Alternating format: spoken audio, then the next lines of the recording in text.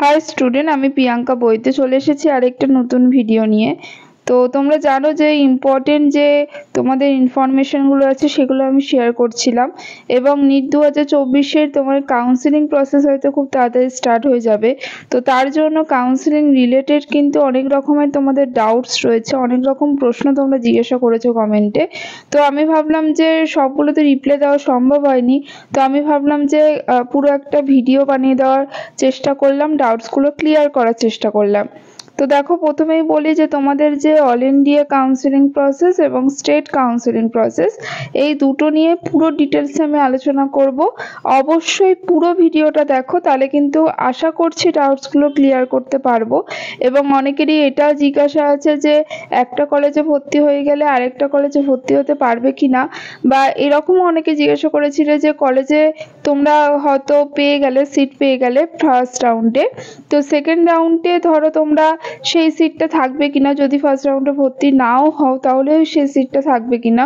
তো এইরকম অনেকের প্রশ্ন রয়েছে, সেইটা নিয়ে পুরোপুরি আলোচনা করব। তো দেখো, প্রথমেই বলি যে কাউন্সিলিং প্রসেস কি না। কাউন্সিলিং প্রসেস হচ্ছে, তোমরা প্রথমে এই প্রসেসটা পার্টিসিপেট করলে তবেই কিন্তু তোমরা একটা সিট পেতে পারো, সেটার জন্য কাউন্সিলিং প্রসেস। তো দুটো হয় কাউন্সিলিং প্রসেস, একটা হচ্ছে অল ইন্ডিয়া বেসিস হয়, একটা হচ্ছে অল ইন্ডিয়া কাউন্সিলিং প্রসেস, আর একটা হচ্ছে স্টেট কাউন্সিলিং প্রসেস। ঠিক আছে, তোমরা যখন প্রথমেই কাউন্সিলিং প্রসেস স্টার্ট হবে, কি কি ডকুমেন্টস লাগবে তো আমি আলাদা ভিডিও বানিয়ে দিয়েছিলাম, সেটা অবশ্যই দেখবে। তো প্রথমেই বলি যে কাউন্সিলিং প্রসেস যখন স্টার্ট হবে, তোমাদের প্রথমে রেজিস্ট্রেশন করতে হবে। ঠিক আছে, রেজিস্ট্রেশন করবে এবং তারপরে তোমাদের চয়েস ফিলিং করতে হবে। চয়েস ফিলিং করতে হবে মানে হচ্ছে, আমি কিন্তু কলেজ প্রেফারেন্স লিস্ট একটা দিয়ে দিয়েছিলাম যে কোন কোন কলেজগুলোকে আগে রাখবে, বা কিভাবে টপ মোস্ট কলেজ কোনগুলো সেইগুলোকে কিভাবে সাজাবে, সেইভাবে আমি একটা দিয়ে দিয়েছিলাম। তো যারা দেখোনি অবশ্যই কিন্তু সেটা দেখে নেবে। তো সেইভাবে তোমরা চয়েস ফিলিং করলে, এবং করার পরে তোমাদের কিন্তু একটা ডেট বলে দেবে, সেই ডেটে তোমাদের সিট অ্যালটমেন্ট হবে, যে তোমরা সিট পেয়েছো কোন কলেজে বা পাওনি সেটা তোমরা জানতে পেরে যাবে, সেটাই হচ্ছে রেজাল্ট। তো দেখো, তারপরে তোমাদের কিন্তু তার আগে তোমাদের চয়েস ফিলিং এর পরে পেমেন্ট মেথড থাকে, পেমেন্ট করতে হয়। তো সেইগুলো তোমরা প্রসেস শুরু হলে বুঝতে পেরে যাবে।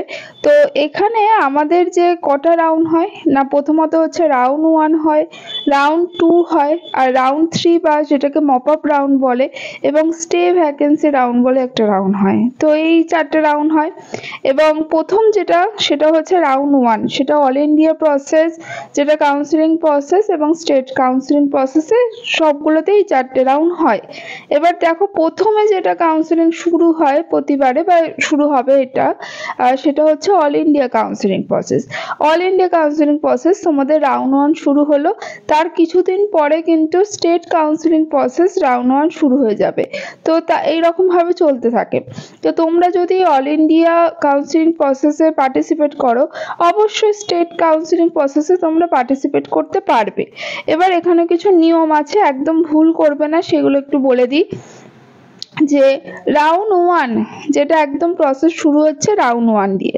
এবার রাউন্ড 1 এ যখন রেজাল্ট বেরোলো, তখন তোমরা দেখবে না হয় তোমরা সিট পেয়েছো, না হয় তোমরা সিট পাওনি। যদি না পাও তাহলে তো তোমরা নেক্সট যে রাউন্ড 2 এর জন্য অবশ্যই অ্যাপ্লাই করতে পারবে, কোনো অসুবিধা নেই। এবার যদি তোমরা কোনো একটা কলেজে পেলে, ধরো ঠিক আছে, তোমার একটা কোনো কলেজ অ্যালট হলো, হওয়ার পরে তোমরা 3টে জিনিস করতে পারবে। এক হচ্ছে ফুললি অ্যাডমিশন নিয়ে নেবে, মানে সেখান থেকে তুমি আর বেরোতে পারবে না।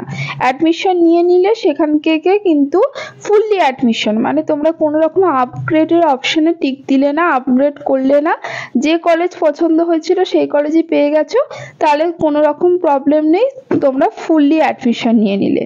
ঠিক আছে, এক হয় সেটা করবে, না হয় তোমরা ধরো যেটা পছন্দের কলেজ সেটা পেলে না, তাহলে কি করবে, অবশ্যই ভর্তি হয়ে যাবে। অনেকে জিজ্ঞাসা করছিল যে ম্যাম যদি ভর্তি না হই, তাহলে সেকেন্ড কাউন্সিলিং এ ধরো আমি রাউন্ড 2 তে আমি পেলাম না, তাহলে কি আগের কলেজটা আমি ভর্তি হতে পারবো? একদমই না, তোমাদের কিন্তু সেই কলেজটা থাকবে না, তোমরা কিন্তু ফার্স্ট রাউন্ডে পেয়েছো, এখন ফার্স্ট রাউন্ডেই ভর্তি হয়ে যেতে পারবে, হবে। ঠিক আছে, এবার ভর্তি হয়ে গেলে, ভর্তি হয়ে গিয়ে তোমার মনে হলো যে আমি রাউন্ড 2 তে অ্যাপ্লাই করব এবং তার জন্য আমি অন্য কলেজের জন্য চেষ্টা করব। তো ভর্তি হওয়ার পরে, ভর্তি হওয়ার সময় তোমরা কি করবে, আপগ্রেড করবে।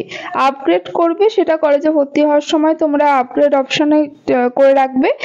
তার ফলে কি হবে, তোমরা যদি রাউন্ড 2 তে অন্য কলেজ পেয়ে থাকো তাহলে কিন্তু সেটা তোমরা চলে যেতে পারবে, ঠিক আছে, সেই কলেজে তোমরা ভর্তি হতে পারবে। আরেকটা রাউন্ড 1 এর ক্ষেত্রে আরেকটা হয় যে তোমরা রিপোর্টই করলে না, সেই কলেজটাতে গেলেই না, তাহলে কিন্তু ফ্রি এক্সিট হয়ে গেল, অসুবিধা নেই। এবার আসবো রাউন্ড 2। এবার রাউন্ড 2 তে তোমরা কিন্তু আবার, যারা রাউন্ড 1 এ ধরো হলো না, তারা কিন্তু আবার সেই প্রসেসিংটা শুরু করবে, ঠিক আছে। তোমরা ফ্রেশ যারা ক্যান্ডিডেট পুরো রেজিস্ট্রেশন করে রাউন্ড 2 এর জন্য করতে পারো, অথবা যারা রাউন্ড 1 এ হলো না তারা চয়েস ফিলিং কিন্তু আবার করার সুযোগ পাবে, রেজিস্ট্রেশন আর করতে হবে না, তোমরা আবার চয়েস ফিলিং করার সুযোগ পাবে। এবার চয়েস ফিলিং করে নিলে সব হয়ে গেল। হয়ে যাওয়ার পরে তোমাদের আবার রেজাল্ট বেরোবে, বেরোলে তোমরা কলেজ পেলে অথবা পেলে না, ঠিক আছে। এবার ধরো তোমরা কলেজ পেলে, অ্যালট হলো, হওয়ার পরে তোমাদের ফ্রি এক্সিট ব্যাপারটা আর থাকছে না রাউন্ড 2 তে, তোমাদের ভর্তি হতে হবে। এবং হ্যাঁ, ভর্তি হওয়ার পরে আপগ্রেড করার অপশনটা তোমাদের আগের বছর থেকে এটা নতুন করেছে যে রাউন্ড 2 তেও তোমরা আপগ্রেড করতে পারবে। ভর্তি হয়ে যাবে, হয়ে গিয়ে আপগ্রেড করবে, রাউন্ড 3 এর জন্য তোমরা কিন্তু অন্য কলেজ পেলে চলে যেতে পারবে, কিন্তু তোমাকে ভর্তি হতে হবে, হয়ে তোমাদের আপগ্রেড করতে পারবে, ঠিক আছে। আশা করছি ডাউটগুলো ক্লিয়ার করতে পারছি। আচ্ছা, রাউন্ড 3 যেটা রয়েছে, রাউন্ড 3 তে তোমরা কি করবে, যে রাউন্ড 3 তে এবার তোমরা রাউন্ড 3 তে যারা কলেজ পেলে ধরো, তারা কিন্তু পেয়ে যাওয়ার পরে সেখানে কিন্তু তোমরা কোনো রকম আপগ্রেড করতে পারবে না, ঠিক আছে। এখনো পর্যন্ত এটাই তোমাদের, এখন নতুন কিছু আপডেট আসবে কিনা জানি না, কিন্তু তোমরা আপগ্রেড করতে কিন্তু রাউন্ড 3 তে আর পারবে না, ঠিক আছে। এবার এই যে তোমাদের যে কলেজে পেয়েছো সেই কলেজে তোমরা ভর্তি হয়ে যেতে হবে।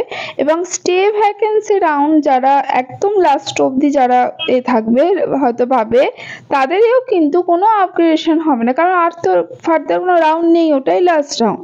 তো সেখানে তোমাদের কিন্তু মাথায় রাখবে যে ভর্তি হতেই হবে, কি, ঠিক আছে, না হলে কিন্তু খুব সমস্যা হয়ে যাবে। স্টে ভ্যাকেন্সি রাউন্ডে তোমরা যারা পেয়ে যাবে তাদের কিন্তু ভর্তি মাস্ট একদম হতেই হবে, ঠিক আছে। তো এইটা পুরো আমি প্রসেসটা নিয়ে বলে দিলাম।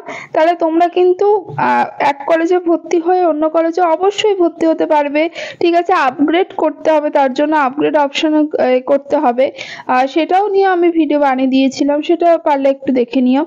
আচ্ছা, আরেকটা হচ্ছে তোমাদের অল ইন্ডিয়া কাউন্সিলিং এ পার্টিসিপেট করলে অবশ্যই স্টেট কাউন্সিলিং এ পার্টিসিপেট করতে পারবে, কোনো অসুবিধা নেই, ঠিক আছে। আশা করছি ডাউটগুলো ক্লিয়ার করতে পেরেছি।